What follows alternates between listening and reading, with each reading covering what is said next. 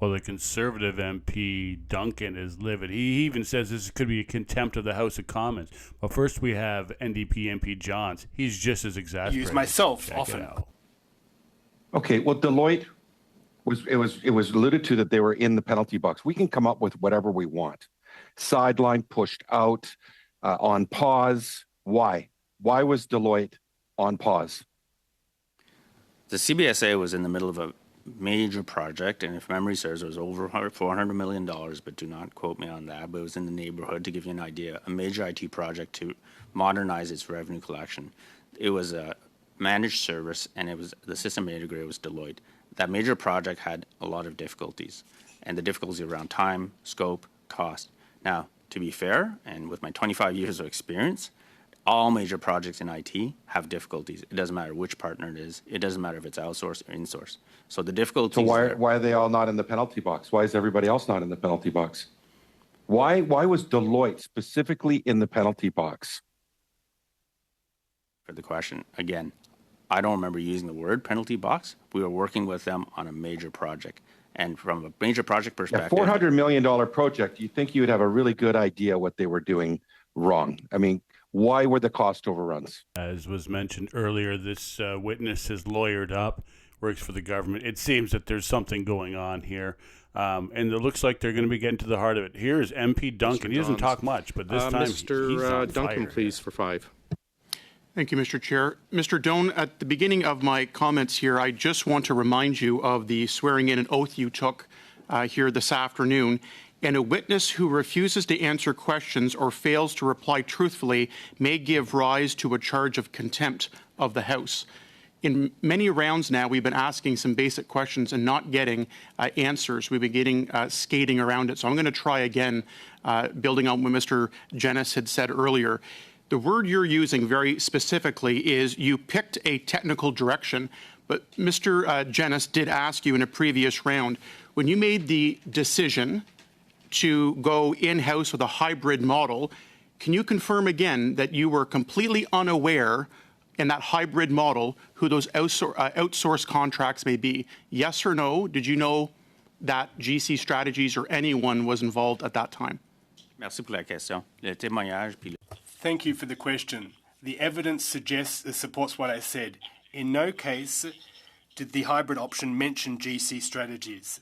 Not at all. In no single document, in no single email is the word GC Strategies mentioned. To go with a in-house model, a hybrid blend as you call it, and picked a technical decision, and you had no clue who would actually be working on the project.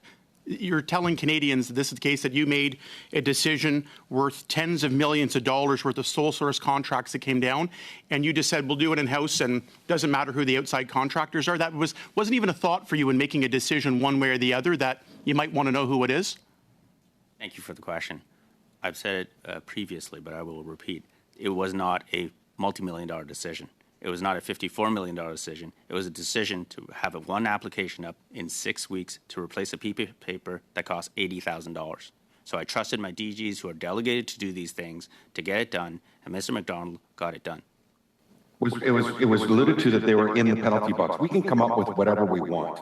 Sideline, pushed out, on pause. Why? Why was Deloitte on pause? Well, I would say your decisions led to 4 sole source contracts going between April 2020 and May 2022, valued at $43.1 million. So I would argue your decisions did have some consequence. So I want to provide you the opportunity as well. You've been to the committee, and there's been many challenges with some of the testimony of what we've heard, to say the least. Many accusations have been made against you regarding you being the one that made the decision and aware of what was going on. But your wording today has picked a technical direction, and you reference other people on your team are the ones that made the final decision to go with GC Strategies, among others, and no names have been given. I want to provide you an opportunity again. If it wasn't you that made the decision, then name the name of who did it. Merci pour la question. Thank you for the question. I was the one who made the final decision. I'm responsible for it. The buck stops with me. The question that you're asking me is who contacted GC Strategies to ask them to solicit bids. There's a difference between those two things. Who made the call? I don't know. I still don't know. But based on what I've understood, this is under investigation by CBSA currently. I go back again. So if it was not you, you've not gone through any of your research, any of the documents that you've asked and been given to. Everyone's pointing the fingers at you to say you're the one that made the decision. Your quote's only a technical direction, yet nobody in all the testimony that we're hearing this way is taking responsibility for what happened. So perhaps what I can just say is, who's going to take responsibility here? Do you take any responsibility for what happened here?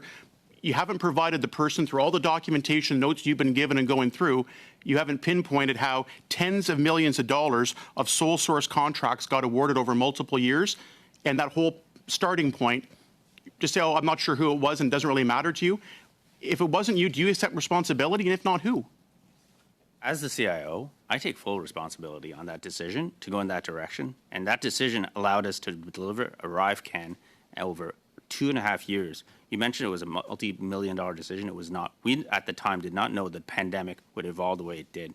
All the messages were, it will be over soon. We didn't know variants were coming. We didn't know vaccine certificates were coming.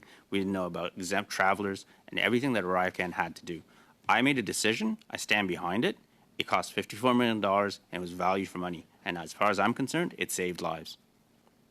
I think there's a lot of Canadians that would struggle to understand how at the beginning of all of this here, making a decision to go in-house and have a hybrid of having an outsourced blend and have multiple companies, so you just made a selection and just didn't happen to ask at any point whether to go outsource or to go in-house with the hybrid model of having consultants and other firms getting sole source contracts, and never bothered to cross your mind in making one recommendation or the other who might be the partners playing and delivering on things. I think Canadians are going to have a very difficult time believing that. Thank you, Mr. Duncan. Mr. Baines, please go ahead. You're getting very sleepy. There is nothing to see here. Don't worry about the housing assets. Have a good day. Like, subscribe.